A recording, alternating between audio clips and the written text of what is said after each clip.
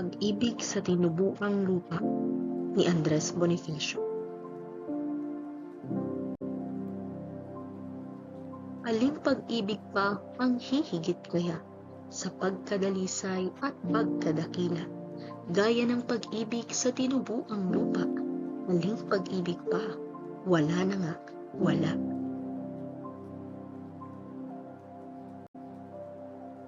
Walang mahalagang hindi inihandog ng may pusong mahal sa bayang nagkupkop. Dugo, yaman, duno, katiis at pagod. Buhay may abuting magkalagot-lagot. Pagpuri ng lubos ang palaging hangad sa bayan ng taong may dangal na ingat. Umawit tumula, kumatahad sumulat, kalakhan din niya'y isinisiwalat. Alin ito sa saktan na laki na hinahandugan ng buong pagkasing na sa lalong mahal na pangyayari at kinububulan ng buhay na ibig. Ito'y ang inang bayang tinubuan, siya't pinatangi na kinamulatan, nakawili-wiling liwanag ng araw na nagbibigay init sa buong katawan. Sa kaniya'y utang ang unang pagtanggap ng simoy ng hangin nagbibigay buhay.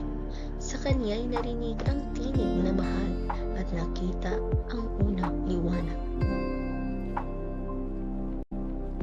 Kalakip din ito'y pag-ibig sa bayan, ang lahat ng lalong sa gunita'y mahal. Mula sa masaya't dasong kasambulan hanggang sa katawan ay mapasalibingan. Ang nangakaraang panahon ng aliw, ang inaasahang araw na darating ng pagkatimawa ng mga alipin, liban sa bayan saan hahanapin. Bayang ito'y napasa panganib at siya'y dapat na ipagtanggol ng bisig.